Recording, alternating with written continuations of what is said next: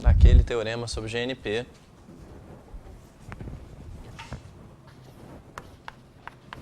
E eu vou juntar alguns eventos aqui. Alguns deles a gente já sabe provar que tem probabilidade alta. Bom, primeiro eu quero dizer que C1 é a maior componente.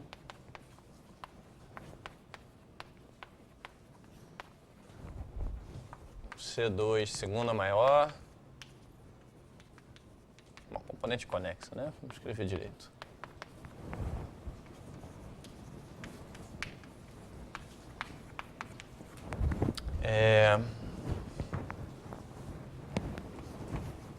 N é a variável que eu defini na aula passada, que é a seguinte.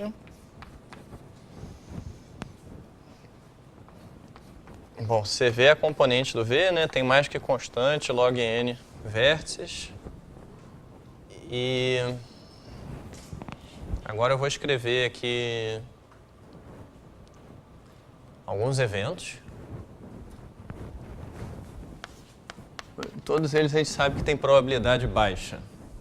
Ou quer dizer, não, de fato vou escrever os eventos com probabilidade alta. Vou escrever isso aqui. Para todo V pertencente a N, a componente conexa de V ou tem menos que C log N elementos ou mais do que N elevado a 2/3. Esse evento a gente já provou que ele tem probabilidade alta. Raramente um vértice tem componente conexa com tamanho entre esses dois valores. Bom, outro evento a gente definiu na aula passada, que é dizer que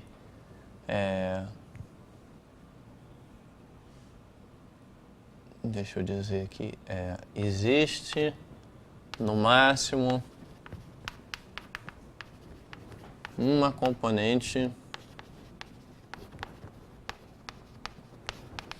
com tamanho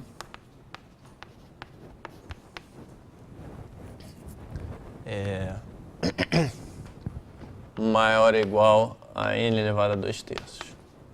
Bom, já C log N. Esse também a gente viu que tem probabilidade alta e o argumento foi algo do seguinte tipo. Dizer que se, né? Bom, a gente sabe que com probabilidade alta os componentes ou são menores que C log N ou são maiores que N elevado a 2/3. Então isso aqui é basicamente a mesma coisa que perguntar se existem duas ou mais componentes com tamanho maior do que N elevado a 2/3. E aí por que não existe? Porque você imagina que você explora explora a partir de um vértice até ter N elevado a 2/3, explora a partir de outro até ter N elevado a 2/3. Qual é a probabilidade de não criar nenhuma conexão entre essas duas coisas que você encontrou? E a gente viu que era muito baixa. E tá, então, bom, deixa eu observar aqui que pelos resultados das aulas passadas a gente sabe que a probabilidade de E interseção F, ela vai para 1, perdão, quando N vai para infinito.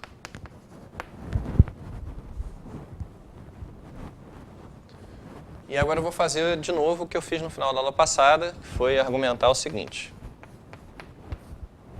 Que quando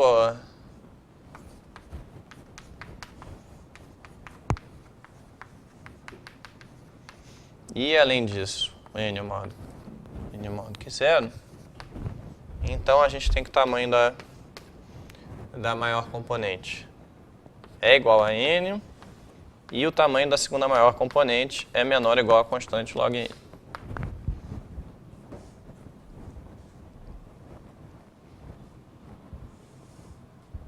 Bom, isso quer dizer o seguinte, para qualquer elemento do espaço amostral que está dentro de A interseção F, que corresponde ao valor de N maior do que 0, então tem que ser verdade essas duas coisas que eu acabei de escrever. Ou poderia ter escrito isso da seguinte forma, dizer, se eu quisesse escrever tudo em termos de conjuntos, dizia C1 igual a N e C2 menor ou igual a C log N. Esse evento ele contém interseção F, interseção N maior do que 0.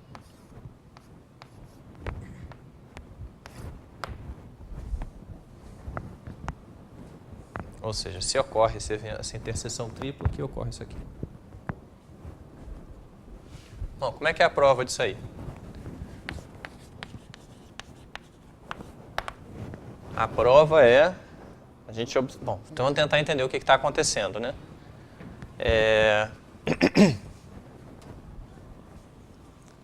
Vamos lá. Oi? Falar que F ocorre e N é maior que zero? Hã? Não, porque, por enquanto, eu não provei que o N pode ser igual a zero, né? Se eu tenho um grafo, né? Se eu tenho o elemento de espaço amostral, um grafo, né? Um dos possíveis grafos, é tal que todas as componentes são menores que C log N, então esses dois eventos aqui são automaticamente satisfeitos. E o N é igual a zero nesse caso. Então é um detalhe a mais. Como a gente vai ver, a probabilidade do evento N ser maior do que zero é alta também. Então essa interseção tripla aqui é um evento de probabilidade alta, de fato a gente vai ver mais do que isso. Certo? A gente vai ver que o N tipicamente está perto da média. A gente vai ter que calcular essa média ainda. Tá, como é que é a demonstração disso? A demonstração é a seguinte. Bom, vamos observar que... Bom. Oi? Explicar o que estava acontecendo antes, o quê? Aqui. Oi?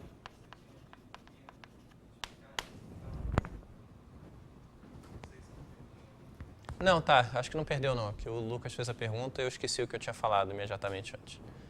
O que eu ia dizer é o seguinte, olha só tomando esses dois eventos aqui, você já sabe com certeza que a segunda maior componente tem tamanho C log N ou menor. E por que isso ocorre? Porque das duas, uma, né? Ou todas as componentes têm tamanho menor ou igual a C log N, aí certamente a segunda maior tem tamanho menor ou igual a C log N, ou então existe uma componente maior do que C log N, mas aí a gente sabe que só tem uma. Tá certo? Então, bom, então vamos observar que a gente tem duas alternativas aqui.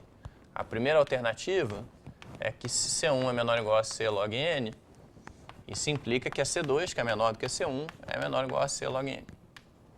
Isso é sempre, né? Verdade. Mas se a C1 é maior do que C log N, pelo evento F, a gente sabe, né, que então a C2 tem que ser menor ou igual a C log N. Bom, de fato, menor, porque só pode haver uma componente maior em tamanho, né, em número de elementos, que C log N. É isso que o evento F está dizendo. Então, se a C1 é menor, a C2 é menor. Se a C1 é maior, a C2 tem que ser menor por causa do evento F. Tá? Então, essa parte aqui está bem, né? Na verdade, só supondo E interseção F, a gente tem que a segunda componente é menor ou igual a C log N. Agora, vamos ver a outra parte. Bom, agora suponha N maior que zero, além de E interseção F. E aí o que acontece? Bom, se o N é maior do que zero, isso implica que existe um V tal que a componente de V é maior ou igual a C log N. Tá certo?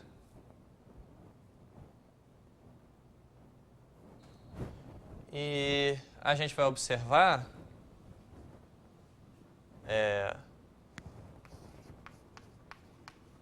na verdade, tudo que eu estou fazendo seria verdade se eu tomasse simplesmente o evento F, também não precisava do evento E. O evento E a gente usou para provar que o F tinha probabilidade alta. Observe então o seguinte, que dentro de F,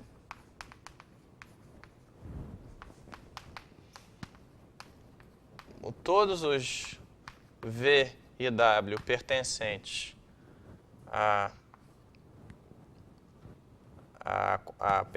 todos os V e W com CV maior ou igual a C log N, CW maior ou igual a C log N, necessariamente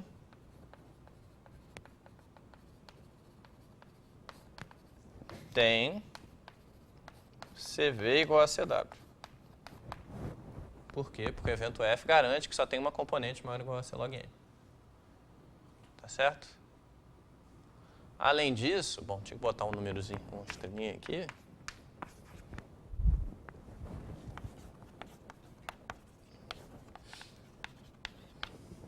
Além disso, como a gente já viu que existe um vértice assim, a gente tem que C1 é maior ou igual a C log N. Que se existe alguma componente conexa maior que C log N, então, certamente só a maior tem esse tamanho, pelo menos. Né? E aí o que se implica? De novo pelo evento F, né? Que para todo V pertencente a N, se a gente tem que a componente do V é maior ou igual a C log N, isso implica que CV igual a C1. Certo? Que essa componente é maior ou igual a C log N, então ela só tem uma dessas, que é a C1, tem que ser, então o CV tem que ser igual a C1. E de fato esse é um 6 somente C.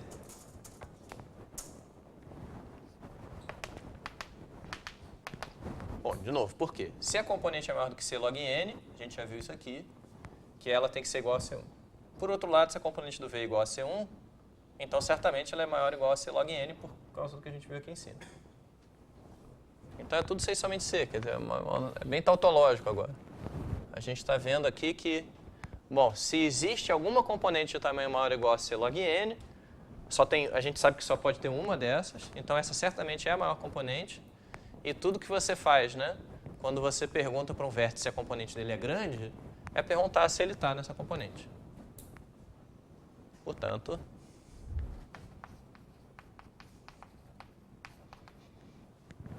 a gente tem que é igual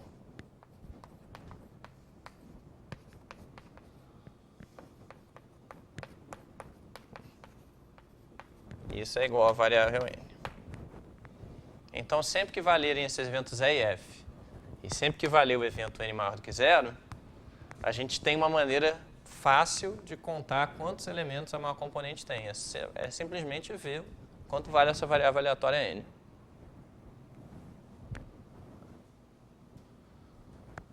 Bom, eu vou fazer uma afirmação agora.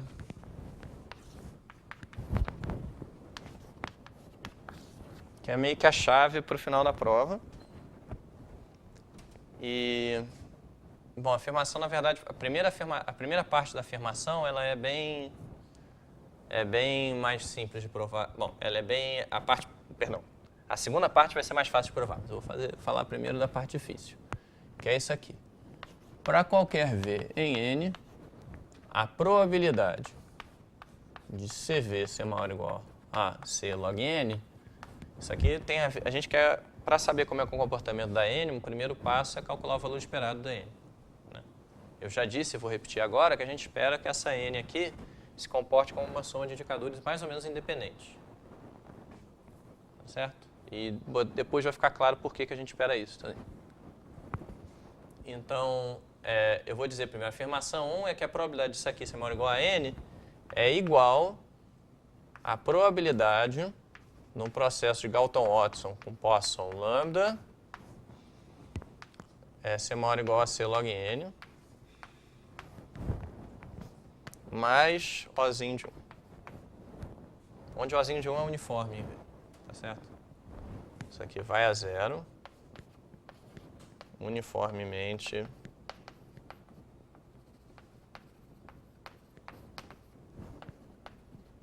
em V pertencente a naturais.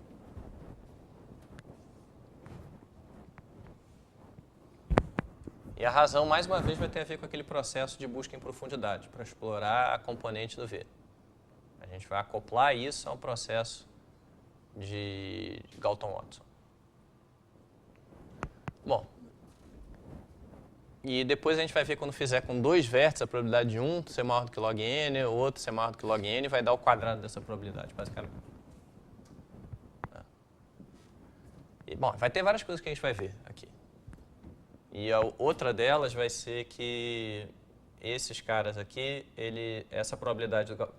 Repara, aqui eu estou olhando o processo de Galton-Watson, aqui eu tenho um monte de dependência em n, né? Aqui eu estou pegando um processo fixo e estou perguntando qual é a probabilidade dele ter um número de elementos que cresce com n.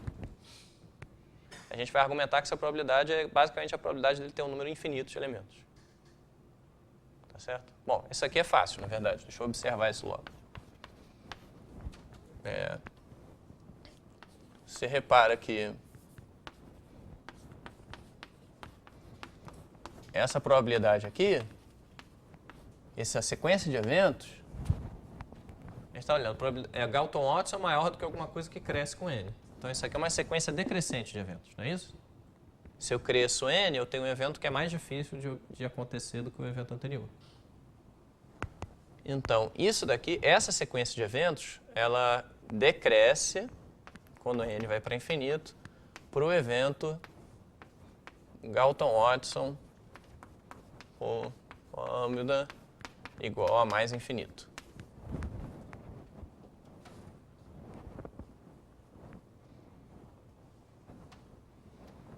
Portanto, a afirmação implica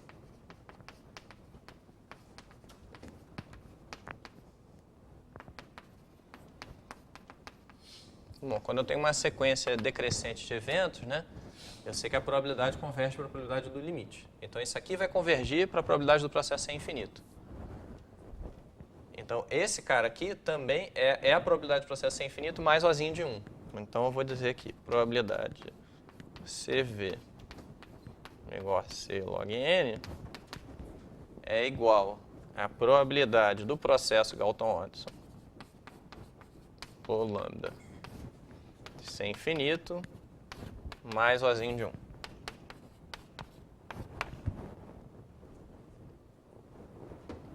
De fato, dá para ter ideia da taxa dessa convergência aqui. Essa convergência, ela é do tipo, a diferença entre essas duas coisas é uma coisa tipo 1 sobre n elevado a uma constante, que a gente pode tomar grande, como a gente já fez antes. Vocês lembram aquela prova que a gente tinha para mostrar isso aqui, né? Que esse evento tem probabilidade alta? Como é que a gente dizia? A gente dizia, vamos pegar... a gente está olhando o processo para explorar a componente do C, do V, né? A C de V. Então, vamos observar para que tem que acontecer para a componente ter um tamanho intermediário entre log n e n elevado a 2/3. Aí, o que a gente concluiu foi, a gente vai encontrar um passeio aleatório com passos I e D, que ele tem que descer muito nesse intervalo de tempo entre C log n e n elevado a 2/3. A complicação da prova toda era que a gente sabe que os passos desse processo em que você encontra a componente do V não são independentes. Já no processo de Galton-Watson, quando a gente estudou aquele processo de exploração da árvore, o que acontecia era exatamente você ver coisas independentes. Em cada passo, se você não parou ainda, né, você perguntava quantos filhos esse cara tem e a resposta ia ser uma variável Poisson lambda independente de tudo que tinha acontecido antes. Então, a mudança no número de elementos ia ser Poisson lambda menos 1. O que eu estou dizendo é o seguinte, se vocês pegarem aquela prova que a gente fez na aula passada para tentar estimar essa probabilidade aqui, vocês vão ver que, bom, basicamente o que dá para provar é isso aqui.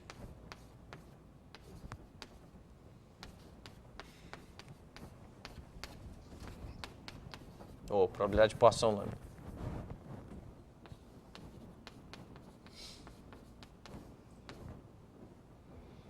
A probabilidade do processo Galton-Watson-Poisson tem um número de elementos que é maior do que C log n e menor do que infinito. Vou botar qualquer t aqui, qualquer r aqui, sei lá. Ela vai para zero exponencialmente rápido em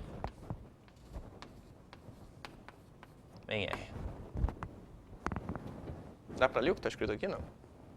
Tá. Eu estou dizendo o seguinte para vocês. Estou dizendo, a gente não precisa disso para a prova, mas é um exercício interessante. Dizer, pega um processo de Galton-Watson supercrítico, em que a distribuição do número de filhos é Poisson parâmetro lambda. E aí eu pergunto, bom, esse processo tem uma probabilidade positiva de não se extinguir, porque ele é supercrítico, a média é maior do que 1. Isso a gente já viu. Agora eu posso fazer essa pergunta. Qual é a probabilidade de eu ver muitos indivíduos nesse processo, né, mais do que R indivíduos, e ainda assim ele morrer? E não é difícil provar, ou você faz esses primeiros princípios, ou você faz usando aquela ideia da busca em profundidade, você prova então que essa probabilidade vai exponencialmente rápido para zero. Então está dizendo basicamente o seguinte: se você conseguiu sobreviver até C log n, com muito grande chance você vai sobreviver até a tempo infinito. Faz sentido, né? Se você criou uma população grandona, e um indivíduo tem chance de sobreviver tem que criar uma população que sobrevive para sempre. Agora, imagina 2 milhões de indivíduos. Qual é a chance deles não sobreviverem para sempre, né? Bom, é alguma coisa tipo a chance de uma população morrer elevada a 2 milhões. Então, isso aqui é bem fácil de provar, de fato é quase trivial. Tá, mas agora o nosso objetivo é provar essa afirmação aí. E como é que essa afirmação é provada? Mais uma vez, é a ideia de acoplamento. E eu vou... Oi?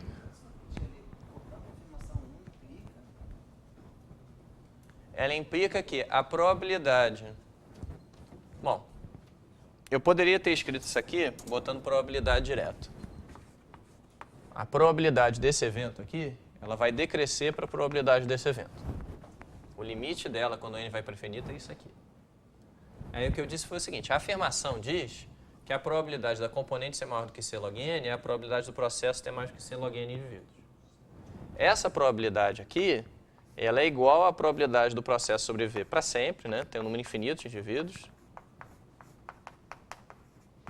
mais um erro. E esse erro também é pequenininho, né? Por causa do que a gente acabou de falar aqui. Esse daqui converge para isso quando ele vai para infinito.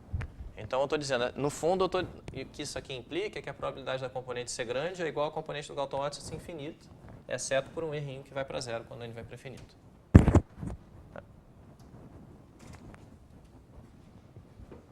Tá. Como é que a gente prova isso? Bom, acoplamento de novo.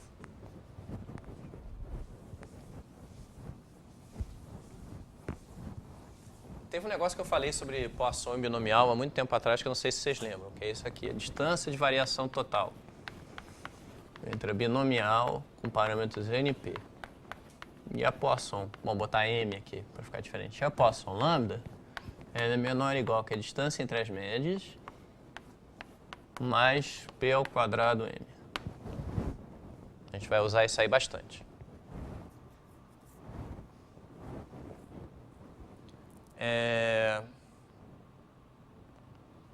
Aí, como é que... Bom, a gente sabe que essa distância aqui está relacionada a acoplamentos, tá certo? Então, deixa eu observar isso aqui. O fato, se você tem DTV binomial MP... Bom, tá dizer alguma coisa, um fato sobre acoplamentos aqui, já que eu tô... Fato... Se você tem uma existe uma função psi dos naturais vezes 0,1 MP lambda nos naturais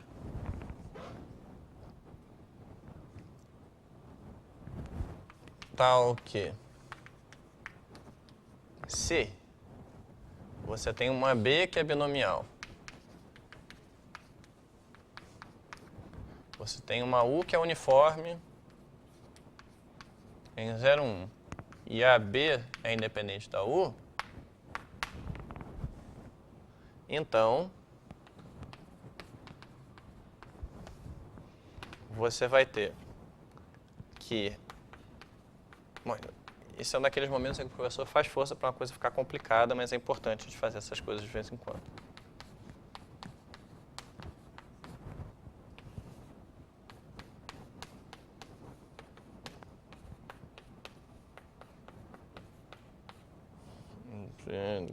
BU é igual à distância de variação total.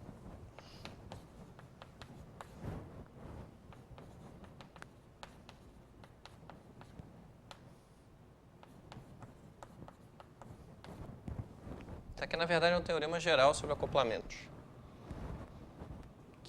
Bom, a gente tem o que é isso aqui, né? Essa distância de variação total, a gente sabe que, entre outras coisas, ela é um ínfimo da probabilidade de x ser diferente de y sobre todas as variáveis. Bom, vou botar outro nome aqui para ficar mais bonitinho. B diferente de P, onde B é binomial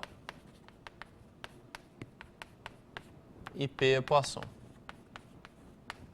Bom, quem fez o curso de cadeia de Markov deve ter visto essa equivalência entre acoplamento e distância de variação total.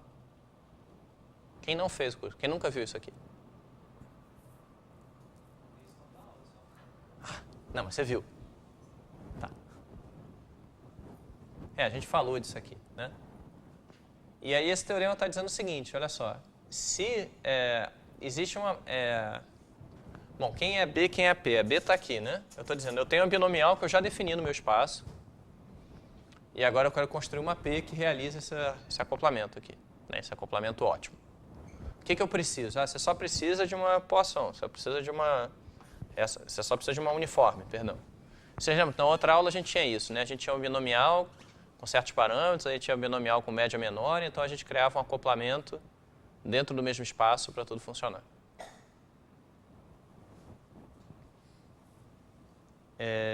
Como é que tem a ver isso, né? Bom, deixa eu dizer o que tem a ver.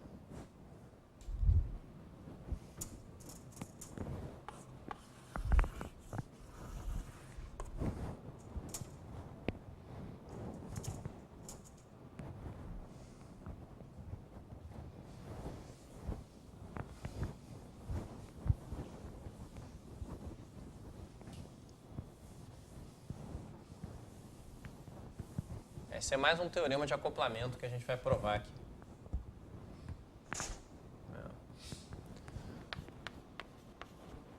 Bom,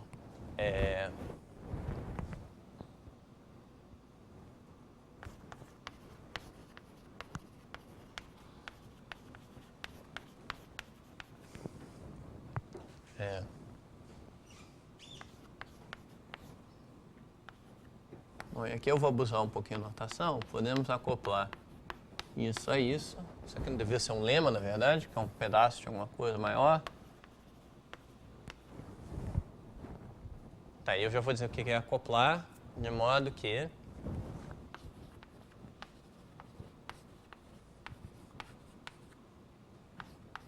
a probabilidade de CV ser menor do que C log N e dos dois serem diferentes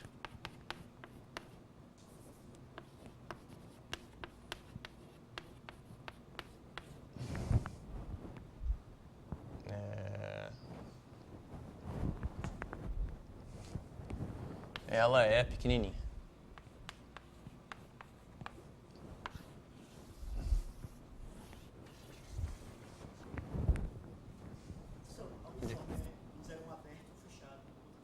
Tanto faz. Aquele princípio que medida nula não vale nada. Né? Se você tivesse se definido com aberto no zero e aí por acaso a sua uniforme deu zero, o que faz? O que você faz? Sei lá, você declara falência, qualquer coisa, não vai acontecer mesmo, então não tem problema. Bom, como é que a gente... Então, vamos ver se está clara a ideia. Estou dizendo o seguinte.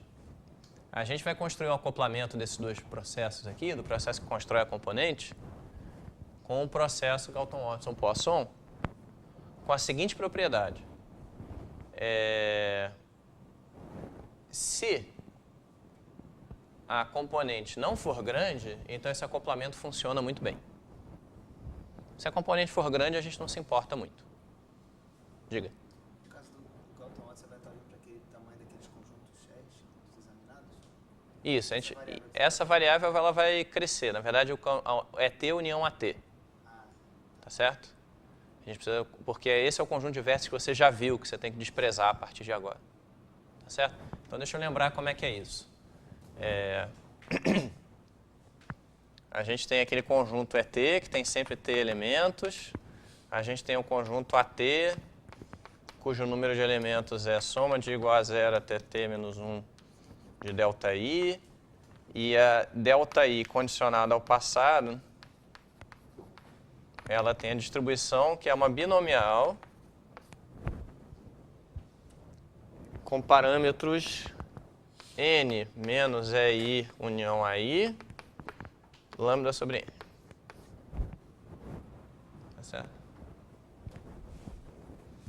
Como é que a gente vai definir um acoplamento? É muito parecido com o que a gente fez naquele outro acoplamento que era para cotar por baixo, né? A ideia é simplesmente dizer o seguinte.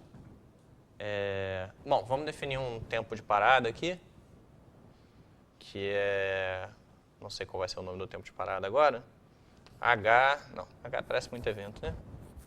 T. Não, já tem o tal, que é... O tal é o tempo que esse processo aqui demora para acabar e ele é o número de elementos da componente, então não pode ser esse. O T é o mínimo do tal com...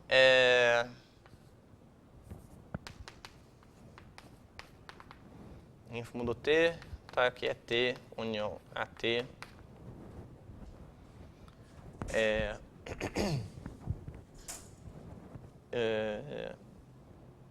Menor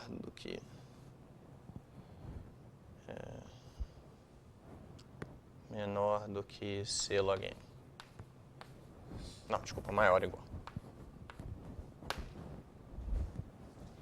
Então, ou o processo acaba, ou você descobriu mais do que C log n elementos. Né? Bom, como é que a gente vai fazer o acoplamento agora? A gente vai imaginar que a gente tem nesse mesmo espaço de probabilidade aqui, esse aqui é o processo do CV, né? A gente vai imaginar que nesse mesmo espaço de probabilidade, a gente tem uma banda de variáveis aleatórias uniformes, como a gente fez da outra vez, né? É só tomar o espaço de probabilidade de um grafo aleatório que está definido e tomar um produto com infinitas uniformes, se você quiser. Tá?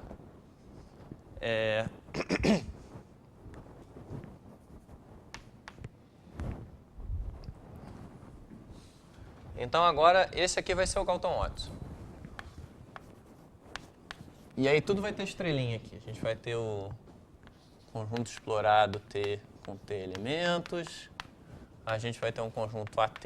Aqui está faltando somar 1, né? Você começa com vértice em aberto.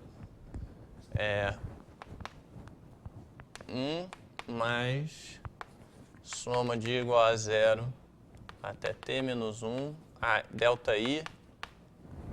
Isso tudo está definido até um certo tempo, né? Porque a gente tem um momento que isso aqui vira 0, a gente tem que parar. Mas bom, vamos lá. Eu vou dizer o seguinte. Como é que a gente vai definir os deltas estrelas aqui? O delta estrela aí vai ser igual a uma certa função da delta I e de uma variável aleatória I que vem de algum lugar aí. Está supondo que tem uma sequência de uniformes aqui.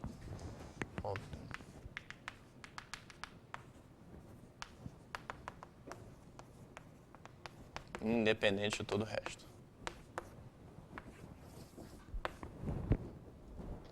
Que função tem que ser essa? Bom, a gente tem que escolher a função que converte a distribuição da delta I... aqui é 1 mais delta I, né? É sempre essa porcaria. Então, isso aqui vai ser 1 mais delta I. E aqui você vai tirar 1. A gente tem que escolher a função que converte essa binomial na binomial que está na Poisson lambda.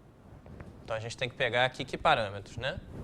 A gente tem que botar a lambda, é a média que a gente vai querer sempre. O P é sempre o mesmo também, é lambda sobre N. E aqui o número vai ser N menos EI união AI.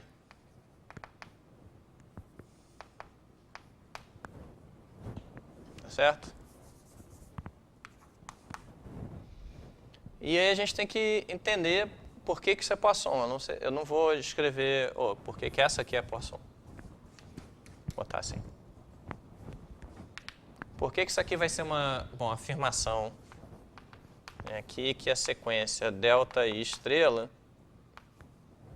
é uma sequência de Poissons ID. Oi? Não, Poisson mais um, isso, mais um. Certo? Bom, tá, tem uma ressalva aqui, né? A ressalva é que a gente precisa... Vai ter algum momento aqui que esse processo vai parar. O processo do AT, o processo da descoberta do componente da V vai parar. Então, a gente vai ter que... Deixa eu botar aqui.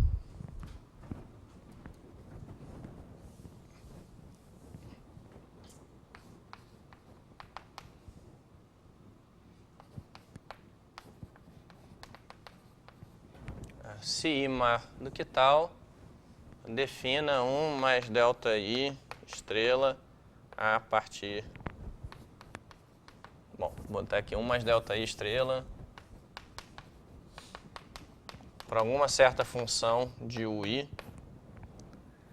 E aí eu vou usar o fato de que quando você tem uma variável aleatória, você sempre consegue escrever a distribuição dela como... Quer dizer, você quer gerar uma distribuição, você sempre consegue escrever isso como uma função de uma uniforme para alguma f aqui. Bom, na verdade, tem um nome essa f, né? Aquela transformada do quantil que a gente já viu aqui.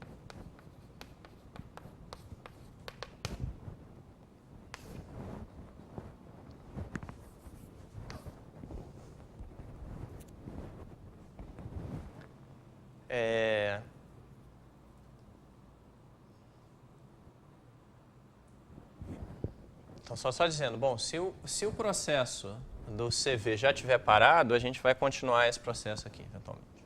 Tá certo? Até o primeiro momento de parar. E aí, vamos usar as coisas que a gente sabe sobre o Galton-Watson, tá certo?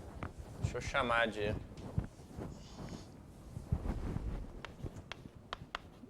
tal estrela, um ínfimo nos T's, tal, aqui.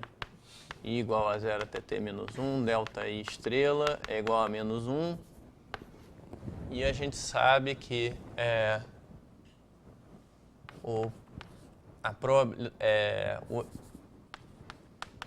a probabilidade de tal estrela ser maior do que C log N é exatamente a probabilidade do processo de Poisson com parâmetro do Galton-Watson, Poisson com parâmetro lambda, ser maior ou igual a C log N.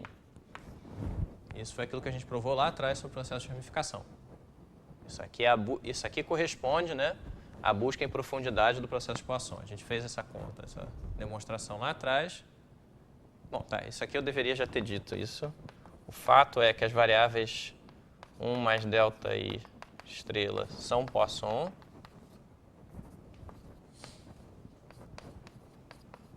Mi D. E a gente tem isso aqui também, como consequência.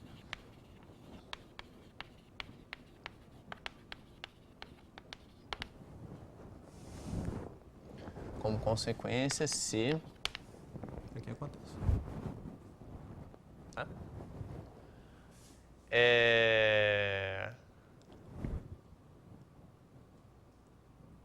Isso aqui está claro, não?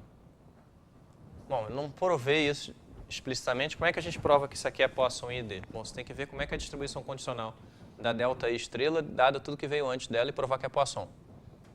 Né? Como é que você prova que uma sequência é ID? Você prova uma certa lei. Né? Você prova que uma sequência, por exemplo, x1, x2 até infinito. Você prova que a lei condicional da xn, dadas a x1 até xn menos 1, é Poisson. É a lei fixa que você quer achar. E aí, como é que a gente prova isso? Bom, vem da definição, do jeito que a gente fez as coisas. Essa função aqui, ela tem a propriedade que sempre que você botar uma binomial aqui dentro, ela vai te cuspir uma Poisson. E isso vai valer... Bom, aí o que a gente está fazendo? A gente está a cada passo usando uma uniforme nova. Então, a gente tem a garantia que se a distribuição condicional disso aqui, dado passado, é binomial, a distribuição dessa função, dado passado, vai ser Poisson lambda, sempre. Diga, Conrado. Você falou assim que precisa olhar do x1 até xn menos 1 para ver se xn sai grave. Isso, o que eu estou dizendo é o seguinte, olha só. Tá, vamos dizer botar um enunciado formal aqui, para ninguém ficar preocupado. O enunciado formal é isso aqui. Uma sequência xi é I e D com a lei comum mu. Bom, tá, vamos supor então que aqui você tem uma filtração para corresponder bem ao... E você tem uma sequência adaptada aqui. AFI proposição se existe uma distribuição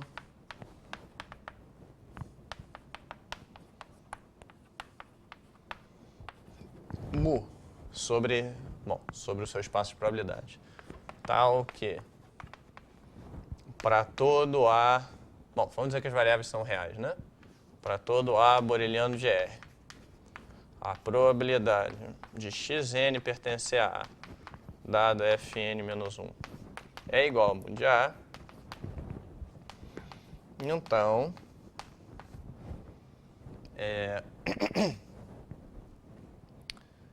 a sequência xi,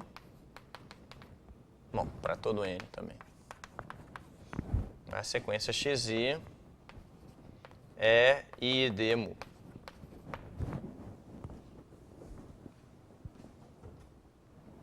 Bom, a primeira versão desse resultado seria dizer, suponha que a distribuição condicional da xn, dado todo o passado, é sempre uma mesma medida mu, que não depende do passado. Então essa sequência é I e D.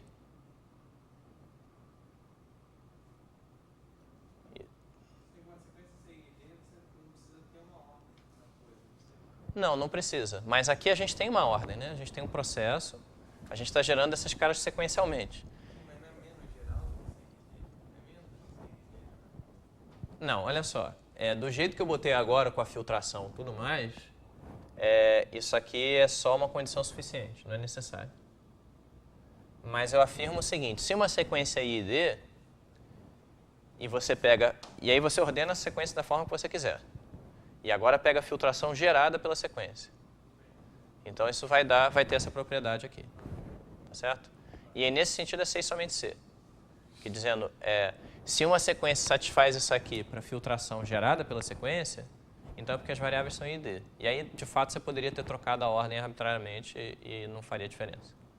Mas é verdade isso mesmo? Só olhando os caras para trás? Olha só. Vamos perguntar como é que é... Isso não é difícil de provar, não. Vamos perguntar como é que é, por exemplo, a probabilidade desse evento aqui.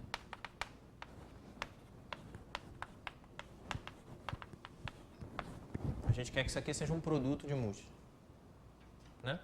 Como é que a gente calcula essa probabilidade? A gente pega o indicador xn pertencente a n, indicador xi pertencente a i, certo? Como uma filtração, eu boto a probabilidade condicional aqui. Né? Esse evento aqui está na sigma álgebra Fn-1, né?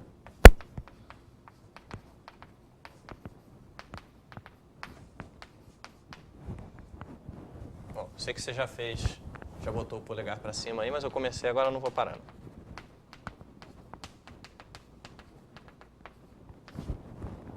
E aí, isso aqui então vai ficar mu de AN. Então é igual a mu de AN. Isso aqui não depende mais de nada aqui. Sai para fora, fica só a probabilidade da interseção até n-1.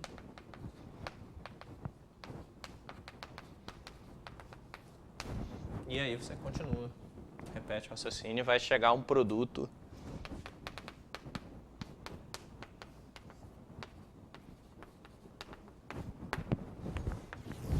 Essas coisas.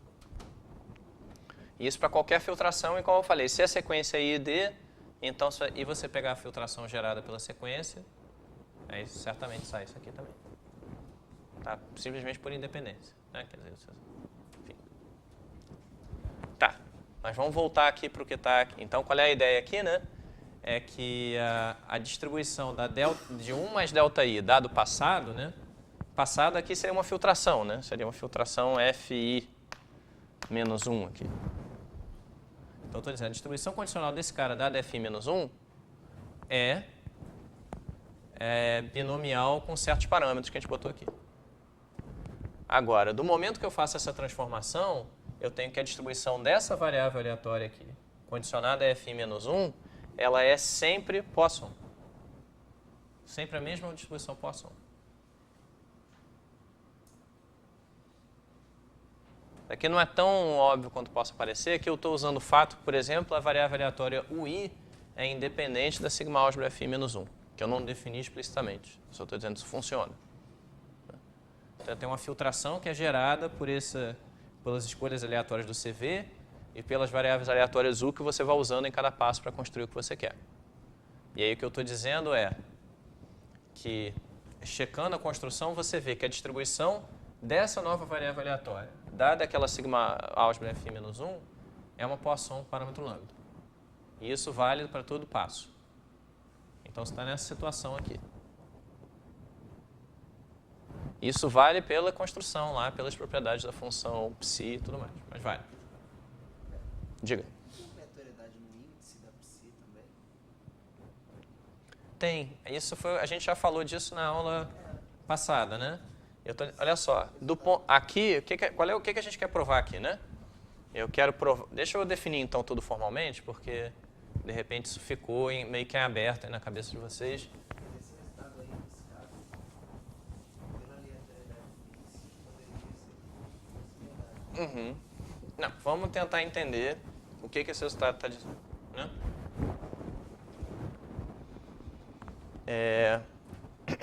Vamos escrever então as sigma álgebras todas. Tá? Vamos ver.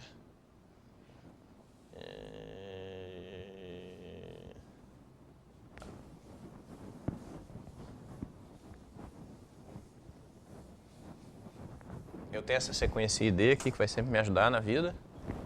E eu vou ter essa sigma álgebra aqui. F0, Fi é a sigma álgebra que é gerada por ΔJ, UJ para J menor ou igual a I. Tá? Ou seja, pelo processo até o tempo I. O que estava dito aqui antes? Estava dito que a distribuição de 1 mais ΔI era uma certa binomial. O que isso quer dizer é isso aqui.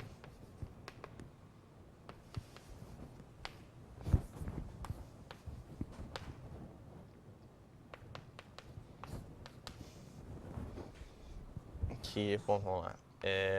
N menos I menos 1. Isso, tá certo. É I união a I. K. P elevado a K. 1 menos P elevado a N. Menos I união a I. Menos K. O que significa essa afirmação? Significa, tem várias coisas aqui. Primeiro, é que, na verdade, para saber esse tamanho aqui, né, o EI a gente sabe o que é, constante. E o AI é uma soma de variáveis até a ΔI menos 1. Né? Então, isso aqui está tudo... Isso aqui é FI menos 1 mensurável.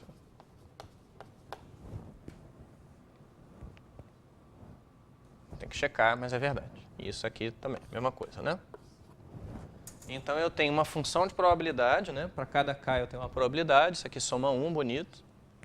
E o que estava sendo dito antes é simplesmente que essa é a função de probabilidade condicional da 1 mais ΔI, dada FI menos 1. Então, quando eu escrevo aquele binomial lá, tá, tudo bem. Bom, por que isso é válido? Bom, em primeiro lugar, tem duas respostas. A primeira resposta é, eu estou olhando uma distribuição condicional da FI menos 1. Né? Então, o que eu espero é que essa probabilidade condicional seja ela própria uma função FI menos 1 mensurável. Isso está se verificando aqui. A segunda coisa, que é mais intuitiva, é dizer, olha, do ponto de vista do FI menos 1, você já sabe o valor de I união a I. Então, você pode tratar isso aqui como uma constante. Pode imaginar que isso aqui é uma constante. Certo? Bom, o que isso tem a ver com o resto?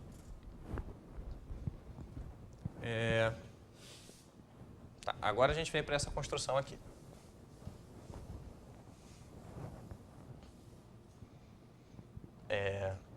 Bom, a gente pode escrever isso aqui da seguinte forma também. A gente pode escrever... Deixa eu botar aqui.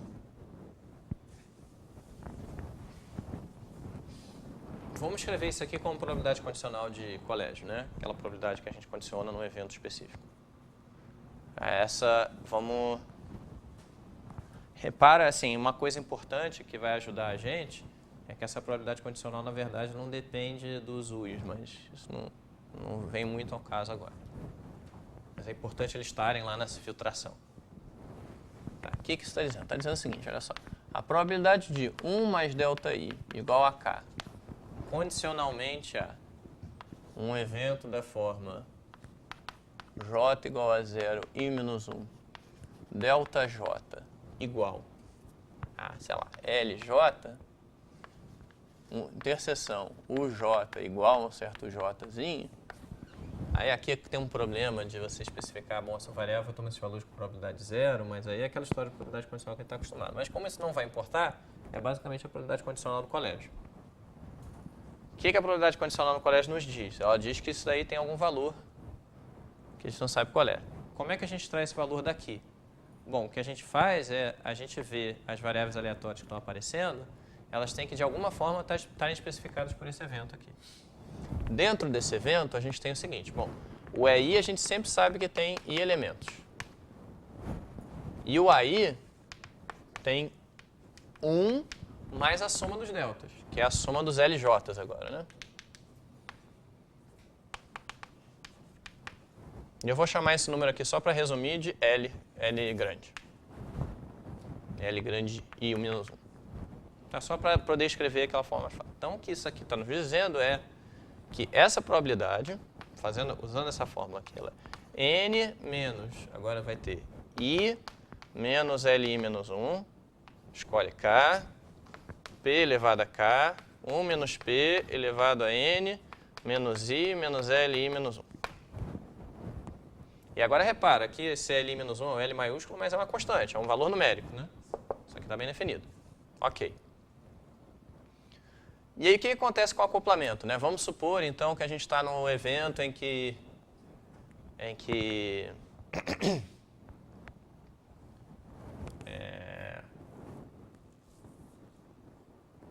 que eu estou dizendo? Tá. Bom, vamos supor, então, que a gente está no... A gente escolheu aqui os Lzinhos J de modo a saber que a trajetória, né, aquele passeio aleatório que a gente vai fazendo dos deltas, ainda não chegou em 0. Como é que a gente continua? Eu sugeri a seguinte coisa, que você definisse 1 mais ΔI estrela como sendo psi. E aí eu vou escrever aqui, chama esse evento, tem que dar um nome para essa porcaria toda aqui. E começando a faltar variável. Dentro do evento I, esse evento I depende de L0 até LJ menos 1, até ILI menos 1. Depende do 0 até o I menos 1. Então, dentro desse evento, eu quero que você faça isso aqui, que você defina essa ΔI estrela, eu quero que você defina como psi de N menos I menos LI menos 1, P lambda de 1 mais ΔI, UI.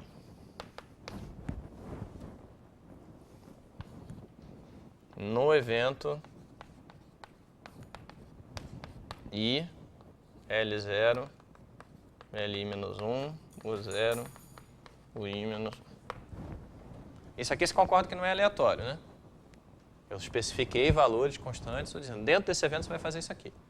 De onde vem a aleatoriedade, então? Bom, a aleatoriedade vem que eu não tenho um evento só desse tipo, eu tenho vários. Qual vai ocorrer ou não depende da história do processo até então. Mas, nesse sentido, as coisas estão muito bem definidas. Estou dizendo, quer dizer, quando você fixa um desses eventos, você sabe exatamente qual é o valor que você tem que botar aqui. E aí, o que eu estou dizendo? Eu estou dizendo, então, que se você voltar para lá para cima e olhar qual é a probabilidade de 1 mais delta estrela I ser igual a K dado o evento I, L0, L, I menos 1, o 0, o I menos 1. Bom, o que acontece? A distribuição... Vou botar outro número aqui, R. A distribuição condicional dessa variável era binomial. A gente aplicou essa variável ΔI, ou 1 mais ΔI, uma transformação usando uma variável aleatória independente. Então, dentro desse evento, a gente está exatamente nessa situação aqui, em que a gente está pegando uma binomial e aplicando uma função para virar Poisson. É importante aqui o fato de que a variável UI ela é absolutamente independente do evento I. Está adicionando aleatoriedade nova, digamos assim, né? Mas aí, dentro desse evento, o que está acontecendo? Tem que fazer a conta, né? Quer dizer, você tem que ver o que como é que você faria essa... O que essa relação aqui está te dizendo? Ela está te dizendo o seguinte. A probabilidade de psi m p lambda b u ser igual a r... Bom, como é que você calcula essa probabilidade? Você pode calcular assim. Somatório de k indo a 0 até m da probabilidade de b ser igual a k, probabilidade de psi m p lambda k u ser igual a r. Tá certo? E o que está garantido por aquele teorema lá? Está garantido que seja lá o que forem essas coisas, esses números... bom, isso aqui a gente sabe o que é m, escolhe k, p, k, 1 menos p, m menos k. Seja lá o que forem esses números aqui, a soma deles vai dar exatamente a probabilidade de uma Poisson ser igual a r, que é e menos lambda, lambda elevado a r sobre r fatorial. Isso que o fato lá nos garante. Agora vamos escrever essa probabilidade aqui de cima. A probabilidade aqui de cima é a seguinte. Qual é a probabilidade dessa psi que eu escolhi? N menos I menos Li menos 1. Esse vai ser o meu M. P lambda de 1 mais ΔI o I ser igual a R condicionado ao evento I. Bom, agora a gente vai escrever essa probabilidade do mesmo jeito que a gente fez aqui. A gente decompôs em valores da B, né? A binomial agora é essa variável aqui. Então a gente vai ter uma soma de k igual a 0 até m da probabilidade de 1 mais ΔI igual a k condicionalmente a I, probabilidade da psi de mp lambda k u ser igual a r condicionalmente a I.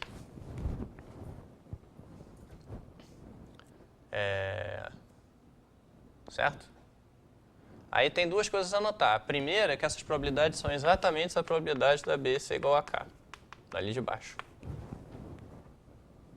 A segunda é que essa probabilidade, esse evento aqui não depende do I.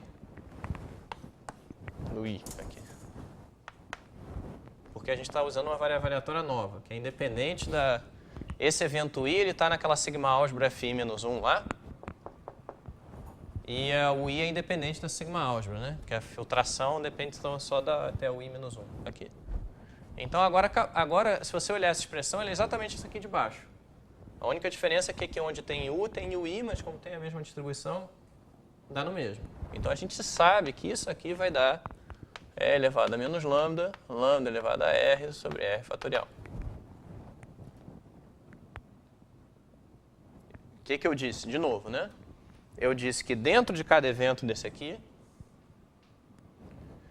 eu sei que eu tenho a distribuição certa. Se eu tivesse feito a conta sem usar o evento I, eu podia escrever tudo aqui com relação a sigma álgebra Fi menos 1. A conta ia ser um pouquinho mais complicada, a gente tinha que fazer alguma coisa assim. Olha só. Como é que a gente ia fazer a conta com a sigma álgebra, né? Mas para aparecer o mesmo resultado. Bom, vai ficar qual é a probabilidade disso aqui, agora virou uma variável aleatória aqui de novo, né? Tem aqui AI, P lambda. Agora a gente tem que fazer uma decomposição aqui. A gente vai botar, vamos botar esperança condicional do indicador de N. Bom, vou botar aqui uma outra. Isso. Agora, vou apagar essa aqui de baixo, a gente vai ter que chegar a ela de alguma maneira. Aqui eu vou botar um indicador que meio que vou decompor nos possíveis valores desse número aqui. Isso aqui é o M que eu quero botar. M igual a 0 até N, esperança do indicador de N menos EI, união a AI, isso daqui ser igual a M. E vezes o indicador do psi de M, P lambda, 1 mais delta I, o I, ser igual a R. Até que não fiz nada, né? Se você somar esses indicadores, eles vão sumir. Só tem a única coisa que eu substituí isso aqui porque eu fixei o valor. Tá. Agora vamos usar o fato de que esse evento aqui, ele está no FI-1, não é isso? Você sabe determinar, a gente falou isso aqui antes, que você sabe determinar o número de eventos do AI olhando só até a delta I-1. Então, quando a gente tem isso, a gente imediatamente tem que passar a esperança condicional.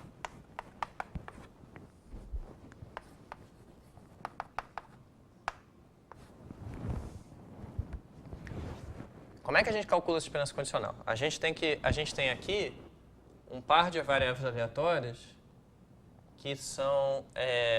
e a gente sabe qual é a distribuição condicional delas com relação a FI-1. Então, deixa eu escrever isso aqui. Sim. A gente sabe que a probabilidade de 1 mais delta I pertencer ao certo conjunto A e o I pertencer ao certo conjunto B condicionalmente a FI-1,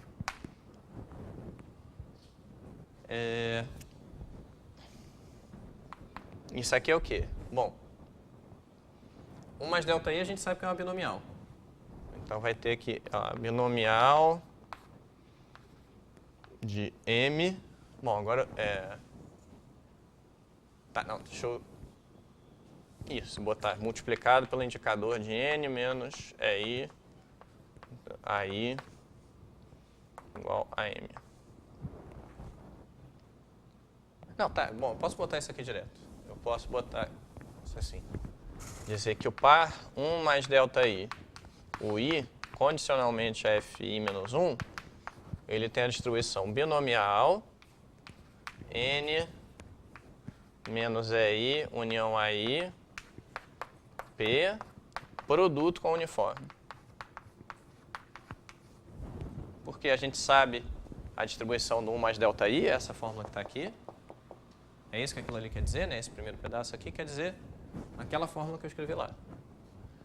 A gente sabe que a UI ela é independente de 1 mais delta I, independente de FI-1, então isso aqui sai também. Certo? Então você tem uma distribuição produto. Então, como é que você calcula essa esperança condicional aqui? Isso é uma probabilidade condicional, na verdade, né? A probabilidade condicional de psi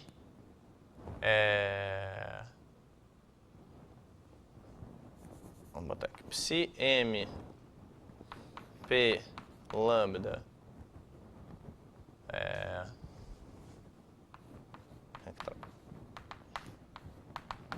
UI. Ah, tá. Não, tudo bem. Tem uma coisa a mais a adicionar aqui. Olha só. Esse integrando aqui, ele vale 0. Né? O que está dentro da esperança vale 0, exceto quando você tem essa diferença igual a M. Aqui. Não é isso? Então, eu sei, na verdade, para os propósitos que me interessam, eu posso tratar isso aqui como uma constante igual a m. O que isso quer dizer? Isso quer dizer que se eu escrever... Bom, eu sei isso aqui, né? Então, como é que eu vou escrever? A probabilidade de 1 mais delta 1 igual a k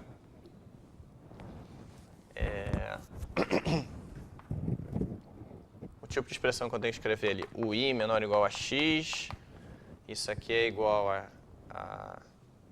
bom, pega um x entre 0 e 1, isso daqui é igual a x vezes a binomial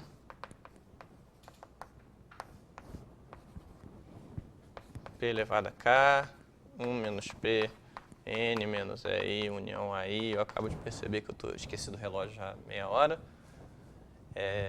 Mas tudo bem, isso é importante. A gente tem que... Isso aqui é muito mais importante que qualquer matéria do curso, assim, porque isso dá muito mais trabalho do que vocês entenderem sozinhos os teoremas se estiverem confiantes disso. Tá certo? Então, é essa fórmula aqui que a gente tem. Então, essa expressão aqui, o que ela é? Vamos escrevê-la, né? O que é a... Vamos escrever como antes, né?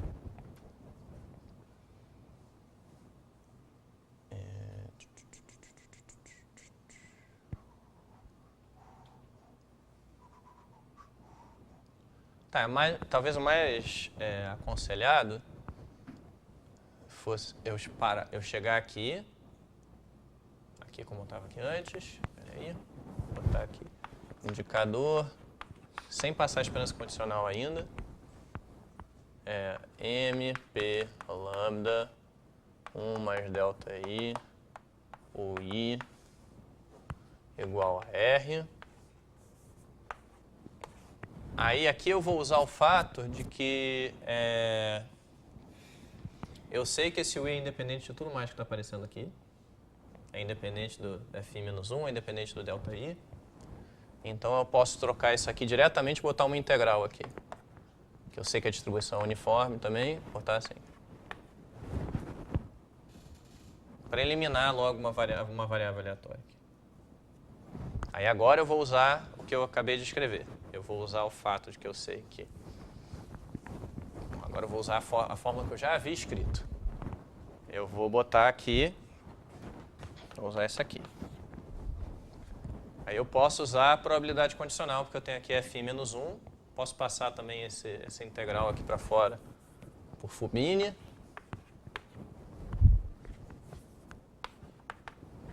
Agora eu vou dizer n 0, 1, esperança de n menos EI união AI igual a m.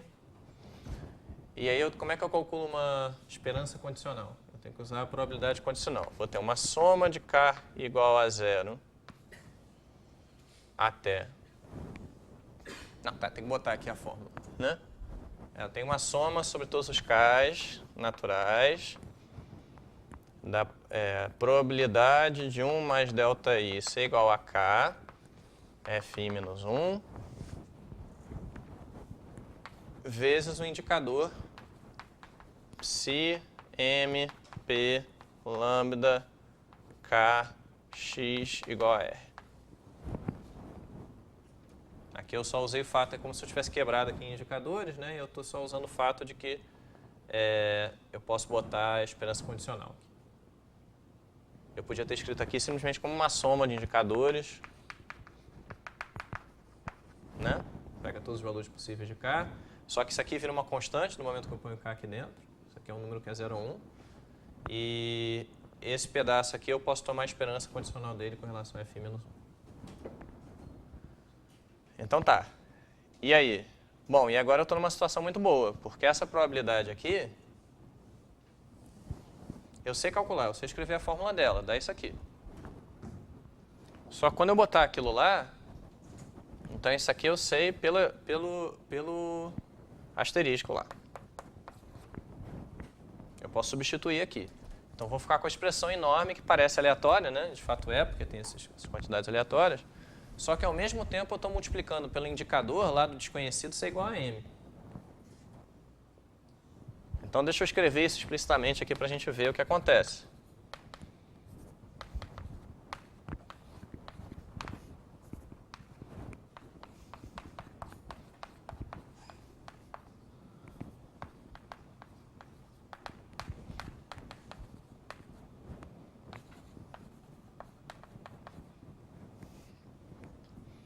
Então, vou ficar com N menos EI, união AI, K, P elevado a K, 1 menos P elevado a N menos EI, união AI, menos K. E vezes o indicador, isso tudo dentro da esperança, né? Indicador de psi, M, P, lambda, K, X igual a R. Mas agora, eu estou multiplicando pelo indicador, então eu sei como é que se comporta para cada valor aqui. Isso aqui vai ser M, isso aqui vai ser M. E agora eu fiquei com uma probabilidade binomial. E agora eu fiquei com uma soma, na verdade, que é toda... que eu sei calcular tudo aqui.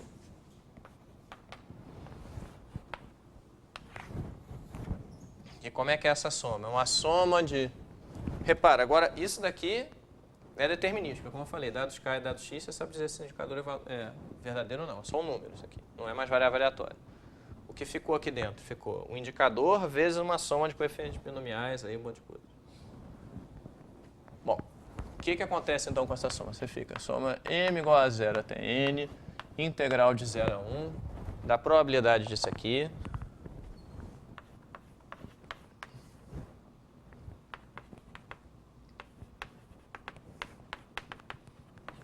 Aí você tem uma soma aqui de K igual a 0 até M, da probabilidade, eu vou escrever assim, probabilidade de B igual a K, onde B é aquela criatura que estava lá.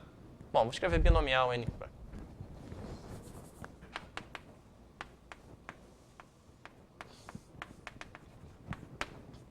Vezes o indicador psi M P lambda K X igual a R. O que isso me ganhou? Me ganhou o seguinte. Agora, bom, dx aqui. É extremamente difícil achar espaço para escrever essas expressões mastodônticas.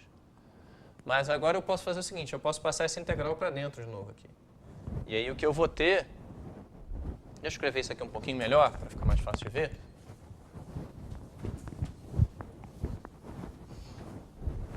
Eu tenho aqui probabilidade de uma binomial MP igual a K, indicador de psi MP lambda K X igual a R, tudo dx aqui.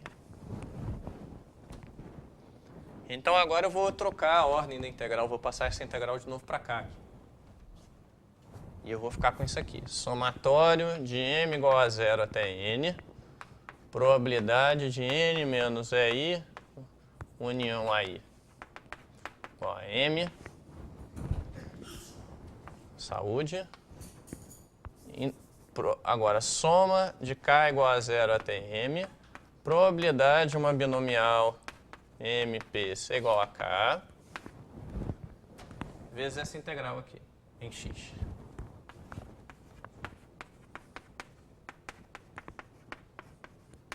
Bom indicador, né?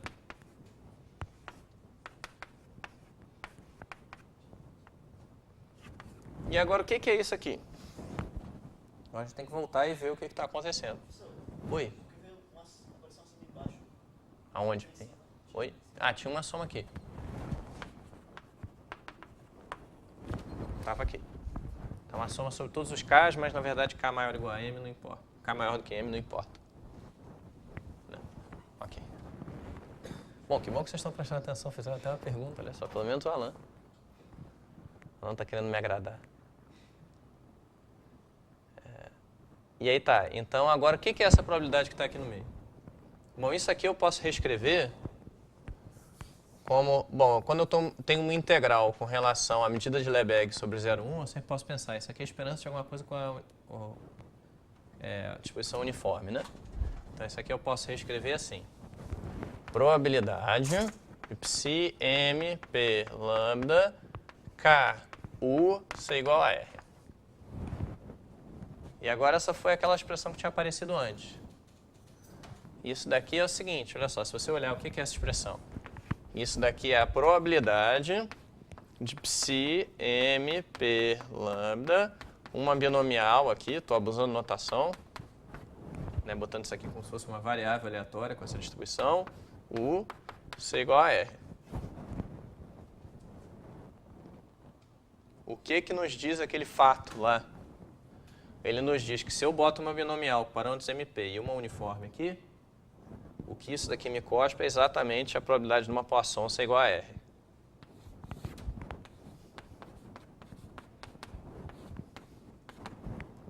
Então, tem uma soma de termos iguais com esses coeficientes que somam 1. Então, tudo dá. Aí você olha para uma conta dessa e pensa, bom, é impossível fazer qualquer coisa em probabilidade, né? Pelo menos em gráficos aleatórios, sei lá, porque tudo dá muito trabalho. Mas não é, né? Quer dizer, as coisas vão ficando mais fáceis à medida que você faz várias vezes e à medida que você entende que é... De novo, é tipo, alguém te fala... se você pensar que tem que fazer essa conta todas as vezes, é meio que nem pensar que toda vez que você vê a soma de 1 sobre n, você tem que provar que diverge. Assim, né? Não é exatamente essa a ideia. Tá, mas tudo isso foi para justificar o fato, então... Bom, aqui tem um... Foi para justificar o fato, então, de que a distribuição das delta I estrelas era Poisson. Mas está faltando ainda o que é importante para terminar aquela prova, que é o seguinte.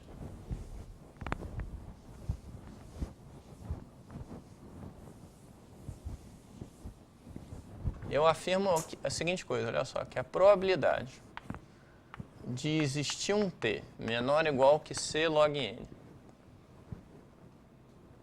tal que delta t... Não, desculpa. Não, deixa eu botar aqui. Faltando uma coisa. O que eu quero fazer? Tá, agora, então eu tenho aqui as delta I's, as delta I estrelas. Eu tenho aquele tempo de parada t, que é igual a tal, mínimo,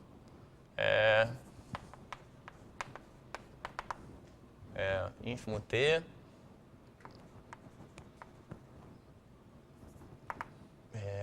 De soma das delta I's. Delta I é igual a menos 1. Tá certo?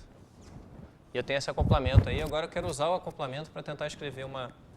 O que a gente está interessado em calcular é a probabilidade da componente ser pequena, que é a probabilidade... Ah, não, desculpa. Isso aqui é a probabilidade do... Isso, do ET, união AT, ser maior ou igual a C log N. Isso aqui, eu quero dizer o seguinte, qual é a probabilidade de existir um tzinho menor ou igual a t grande, tal que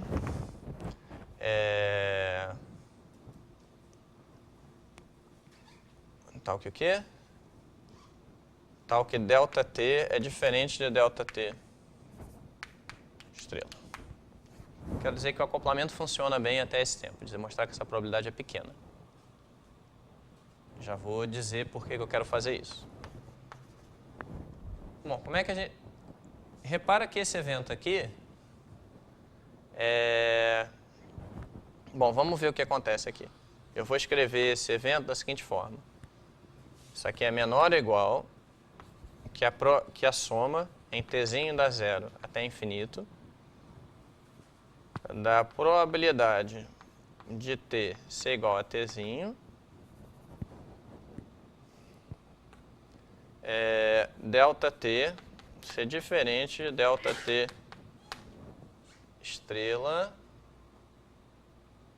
E o que eu quero fazer... Ah, peraí, tô faltando uma coisinha aqui.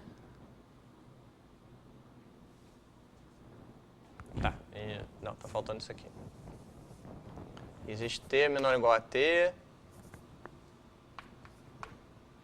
T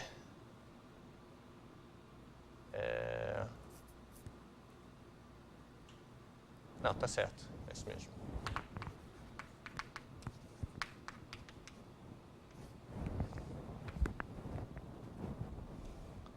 Então vamos ver o que tem que acontecer para isso... Não, t menos 1 aqui. Por isso que eu estou me enrolando.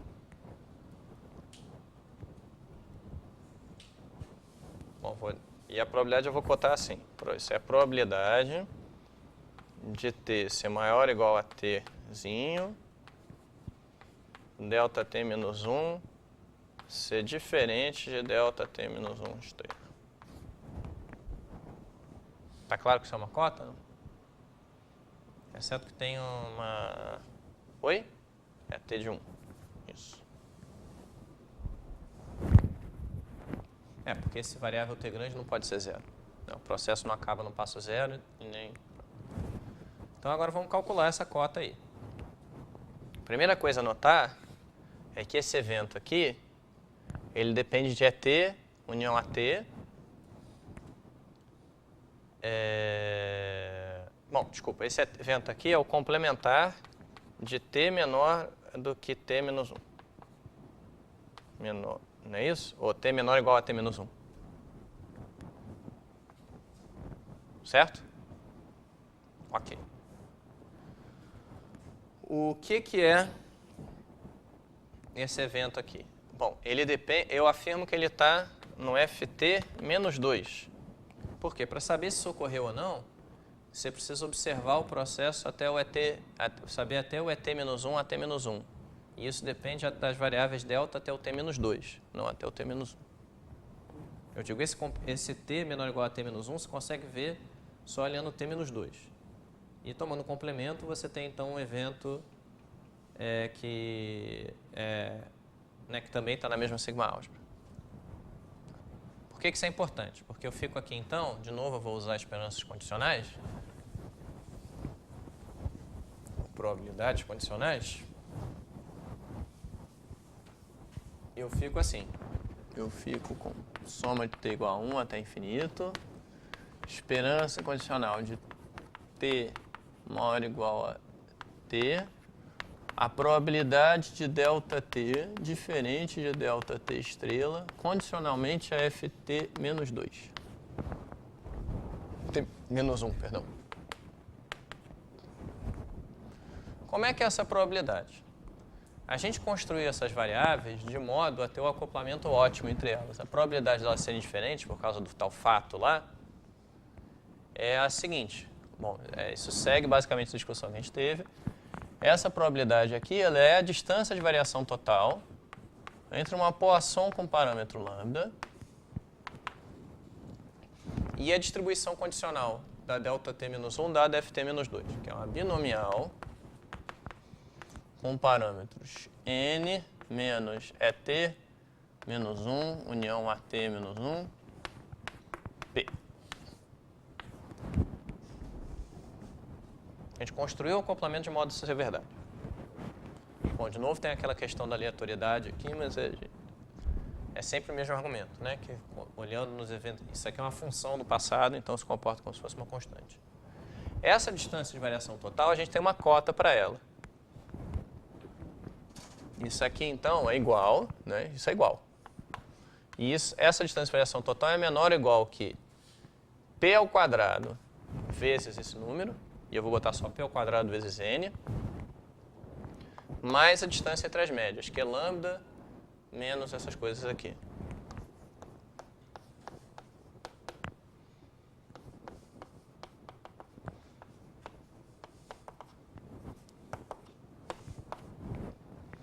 E, bom, tudo com módulo, né?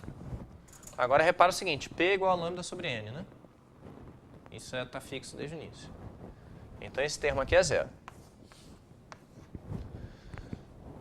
Aqui eu vou ter lambda ao quadrado sobre n. E eu tenho esse último termo aqui. Então, então eu fiquei com o seguinte, menor ou igual que soma de t igual a 1 até infinito, esperança do indicador de t maior ou igual a t, vezes lambda ao quadrado sobre n, mais p é t menos 1, união a t menos 1. Vamos observar agora o seguinte. Bom, o evento t grande maior ou igual a t, significa que até o tempo t menos 1, eu tenho que esse tamanho, eu só vi conjuntos de tamanho menor do que c log n. Estou dizendo de novo o seguinte, olha só. Dizer que o t grande é maior ou igual a t significa que o primeiro instante é que eu vi um conjunto maior do que c log n só pode ter vindo depois de t menos 1. Certo? E aqui esse p também eu vou botar logo lambda vezes n, lambda sobre n. Então essa expressão aqui, então de novo, né? Quando esse indicador é 1, significa que até o tempo n menos 1 eu não posso ter visto mais do que c log n vértices, então eu tenho essa desigualdade. E, bom, tá faltando fechar um parênteses aqui. Então eu fico com uma soma de t igual a 1 até infinito, da esperança do indicador de t maior ou igual a t, lambda ao quadrado sobre n, mais lambda c log n sobre n. E agora tem várias formas de terminar. A melhor delas talvez seja a seguinte, ver que então sobrou só constante, né, vezes aquele indicador. Então você fica com a probabilidade, soma da probabilidade de t ser maior ou igual a tzinho. Isso vai dar a esperança do t grande, vezes esse negócio que é pequenininho.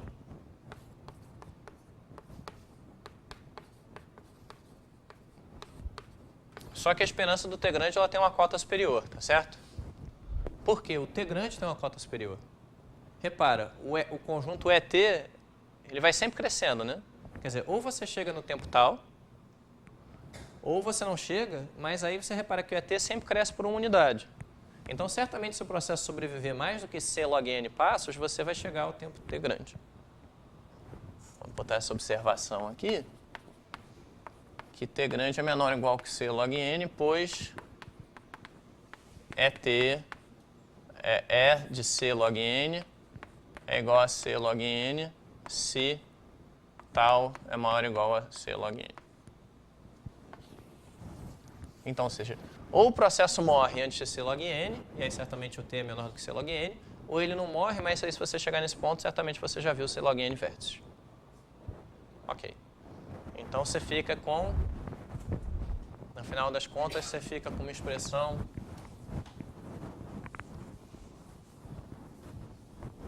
que é menor ou igual que c log n vezes lambda ao quadrado sobre n mais c log n sobre n, com lambda também. Isso tudo é muito menor do que 1, né? Quer dizer, basicamente, log n ao quadrado sobre n, então vai para zero bem depressa. Tá, e isso daí quer dizer o que, então? Quer dizer o seguinte, o que a gente queria provar? A gente queria provar o seguinte, que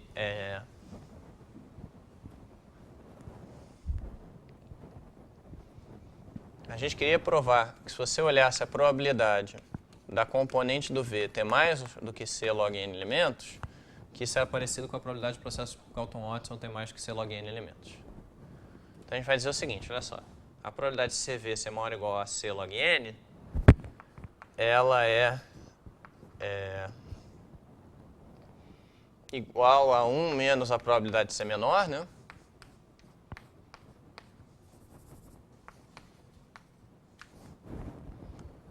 Que é igual a 1 menos a probabilidade de existir, de tal, aquela variável de sempre ser menor do que C log n. Certo? Como é que é essa probabilidade aqui? Essa probabilidade é 1 menos a probabilidade de existir um t menor do que C log n, tal que a soma das deltas é igual a menos 1. E aí você repara o seguinte, dentro desse evento,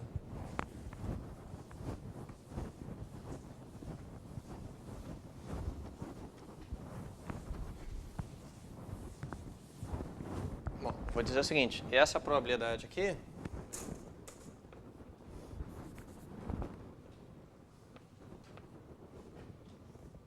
deixa eu Eu devia ter parado aqui para fazer o desenho. E depois eu posso escrever as outras coisas. O que quer dizer tal menor do que C log N? Bom, quer dizer duas coisas. A primeira é que o T é menor do que C log N. Certo? T é menor ou igual ao tal, por definição. E a segunda é que existe um Tzinho menor ou igual a T, tal que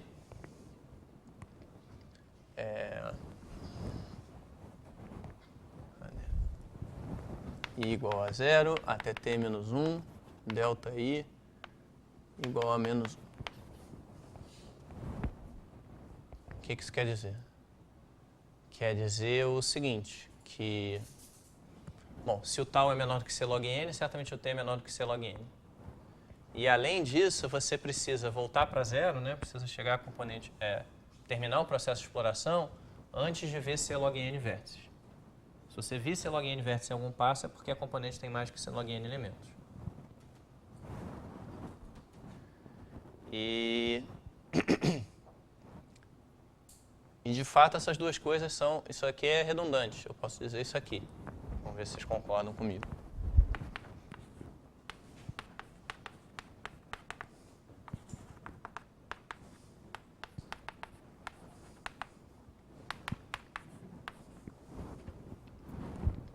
Por quê? Se esse evento ocorre, certamente esse outro ocorre aqui. Esse aqui contém o de cima.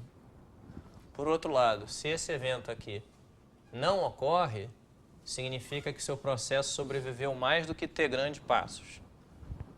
E... Ah, não, tá certo isso aqui. Desculpa, estou falando besteira. Não, esse aqui não está certo, não. Vou botar isso aqui mesmo. E agora a prova termina da seguinte maneira. A gente vai provar que a probabilidade desse T ser menor ou igual a C log N, interseção, existir um T menor ou igual a T, I igual a 0, T menos 1, delta I igual a menos 1, essa probabilidade, ela é basicamente a probabilidade correspondente para o Galton-Watson.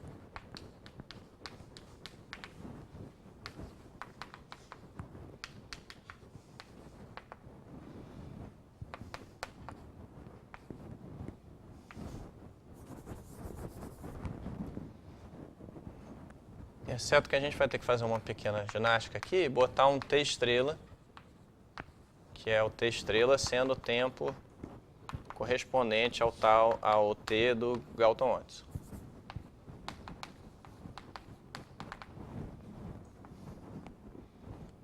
T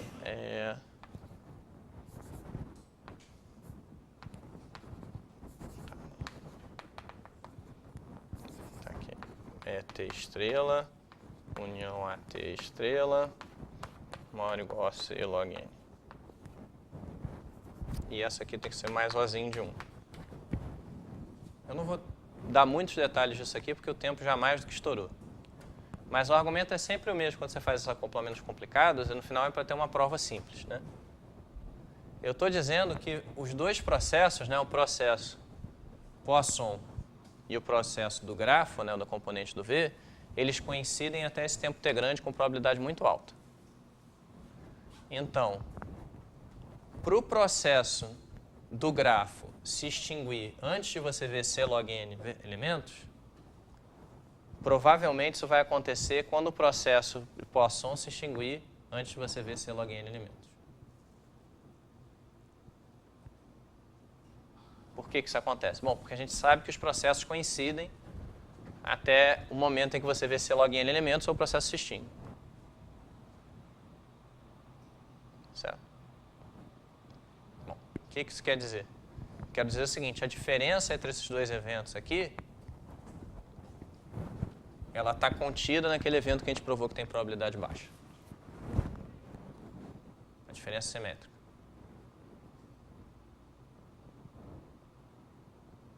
Bom, e esse último evento aqui é exatamente o evento em que você diz que o Galton-Watson tem menos do que C log N elementos, que é 1 menos a probabilidade do Galton-Watson, ou ação lambda, ser maior ou igual a C log N.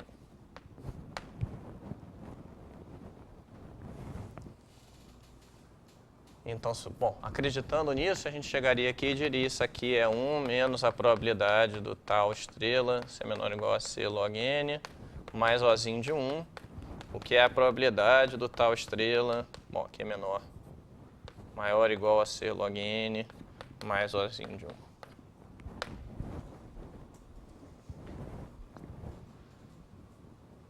E só para terminar e deixar alguma coisa aí para o feriadão, para vocês pensarem no feriadão, já que a gente não vai ter aula até a sexta-feira da outra semana, né? Isso daqui prova, então, que a probabilidade de uma componente ter tamanho maior do que igual a C log N é basicamente a probabilidade do Galton-Watson ser infinito, né? A gente já falou.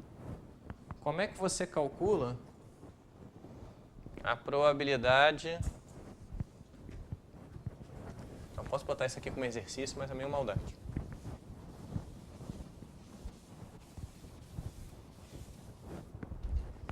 Não é tão maldade assim também.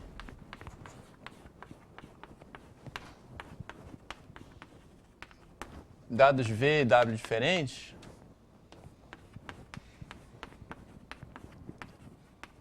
Como é que vai ser essa probabilidade aqui? Bom, a gente quer que pareça com a probabilidade de dois Galton-Watsons independentes explodirem, né? Com a probabilidade do Galton-Watson explodir ao quadrado. Para poder aplicar Chebyshev, alguma coisa assim. Aplicar método do segundo momento. Aquela variável N. Bom, isso aqui vai ser o seguinte, você constrói a componente do V até ela morrer ou você encontrar C log N elementos aqui. Aí pode ser que o W esteja aqui dentro. Mas isso tem uma probabilidade que é do tipo C log N sobre N de ocorrer, porque aqui tem C log N elementos, tem N elementos no grafo todo, né? O W, em princípio, bom, você gera essa componente, mas simplesmente por simetria é fácil ver que qualquer vértice do grafo tem probabilidade igual de estar aqui dentro. Então é uma coisa tipo C log N sobre N. Se não está aqui dentro, você tem que crescer a componente do W.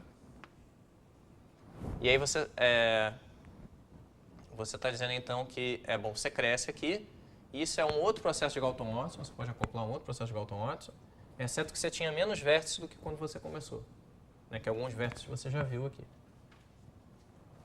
E aí, só que com menos vértices, todo esse acoplamento que eu fiz funciona. É como se você estivesse diminuindo aquele valor de lambda, mas diminuindo tão pouquinho que não faz diferença. Ou melhor dizendo, você tem que carregar, digamos assim, o peso dos vértices que você já viu aqui, mas isso não vai afetar a qualidade do acoplamento. Tudo que a gente provou até agora vai funcionar, então você faz um acoplamento aqui e um acoplamento com Galton-Watson independente aqui.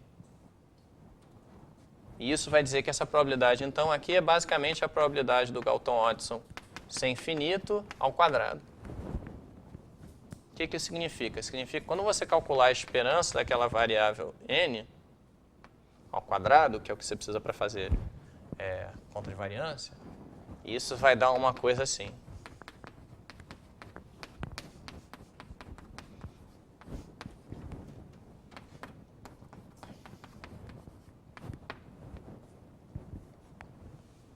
Bom, ou melhor dizendo, vai dar isso aqui. Quer dizer, vai tudo para dentro. E o que significa? Quando você tem uma variável que satisfaz isso aqui, significa que a variância de n dividido por esperança de n é pequenininha. Isso é uma conta para fazer em casa, se vocês quiserem. Se o segundo momento de uma variável é praticamente igual à esperança ao quadrado, então é porque a variância dessa variável é muito pequenininha. E o que significa? Significa que essa variância aqui está tipicamente perto, essa variável está tipicamente perto do valor esperado dela. Significa que a probabilidade de n sobre esperança de n menos 1 ser maior do que epsilon é pequena, para qualquer epsilon fixo. Isso pode ter uma convergência aí. Oi? Está tendo alguma convergência Isso tudo aqui está dependendo do n, né? Depende do número de vértices do grafo. Isso daqui é simplesmente uma sequência que vai para zero quando o n vai para infinito. Isso é caso geral ou é nesse caso? O que eu não entendi. Caso geral, o quê? A igualdade do... Sim, eu estou dizendo, pega uma sequência de variáveis aleatórias que tem, bom, por exemplo, NN aqui, que satisfaz essa propriedade. Todas têm segundo momento, que satisfaz isso aqui. Então, eu afirmo que isso aqui é verdade. Estou sempre pensando assintoticamente, né? E afirmo que, como consequência disso, pela desigualdade de Chebyshev, para tudo epsilon fixo, tem essa desigualdade.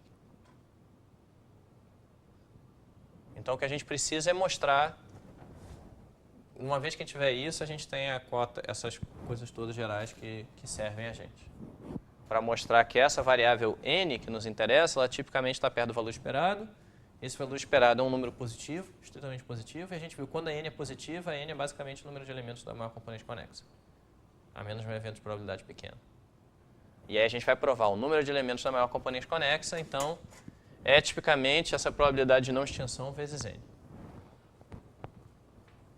A gente já sabe que a esperança da n, a conta que a gente já fez, o resultado que a gente provou é que essa esperança é a probabilidade de Galton-Watson ser infinito, mais Ozinho de 1, isso vezes n, o número de vértices. Isso aqui é só uma soma de indicadores, né? A n é só uma soma de indicadores, a gente calculou a esperança de um desses indicadores. A gente vai ter isso aqui. A variância a gente vai ver que vai dar compatível com essa, quer dizer, o segundo momento vai dar compatível com isso aqui que eu escrevi. Então, segue que essa variável está tipicamente perto desse valor aqui. Se ela está tipicamente perto desse valor, tipicamente é diferente de zero. E a gente viu que quando a n é diferente de zero, e mais algumas coisas típicas acontecem. Então, o tamanho da maior componente é igual a n. Então, o tamanho da maior componente tipicamente vai estar perto desse valor aqui também. Estou falando tipicamente. Mas é isso mesmo, não está errado não. É só, quer dizer, sabe? Tem essa coisa que às vezes o pessoal em combinatória probabilístico, probabilidade discreta faz, que é botar isso aqui, né? Você tem almost surely, ou quase certamente, para espaço de probabilidade. Aí você bota asymptotically almost surely. Isso quer dizer que não é almost surely porque, bom, no grafo aleatório tudo pode acontecer. Pode ser que o grafo não tenha vértice nenhum, pode ser que todo mundo esteja conectado, né? Para um n fixo você não vê. Quer dizer, você pode ver de tudo, né? Mas quando o n vai para infinito, então você garante que certo evento vai ter probabilidade 1, assintoticamente, né? Então, e aí você tem esses teoremas bobinhos que dizem que a união a interseção de eventos A a S é um evento A a S, né? Porque a interseção de um número limitado de eventos A a S é um evento A a S. Quer está dizendo qual é a probabilidade de um desses eventos não acontecer? Bom, é a soma das probabilidades complementares, essa soma vai a zero, é no máximo a soma, né? Que vai a zero, então... Bom, enfim. Mas aqui, então, esse típico é isso. Eu tenho um bando de eventos cuja probabilidade está indo para 1, e eu sei que dentro da interseção desses eventos, o número de elementos da maior componente conexa é igual ao número de vértices em componente de tamanho maior ou igual a C log n, que está muito próximo da probabilidade do Galton-Watson explodir vezes n.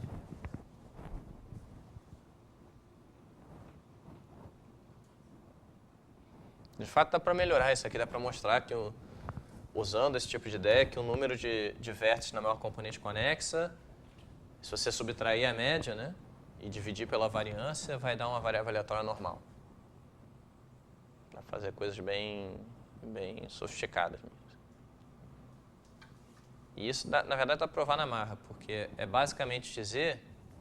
Uma das maneiras que você tem para provar que uma sequência de variáveis, que uma soma, por exemplo, uma sequência de somas de indicadores converge para a distribuição normal, depois de você renormalizar, é o que chamam de método de momentos, né? Mostrar que os momentos dessa soma, de ordem k para qualquer k fixo, convergem para os momentos da normal.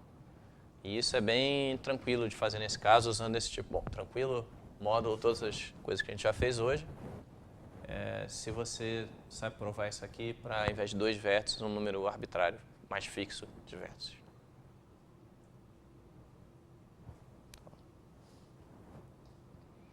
Bom, mas por hoje é só, né? Já chega.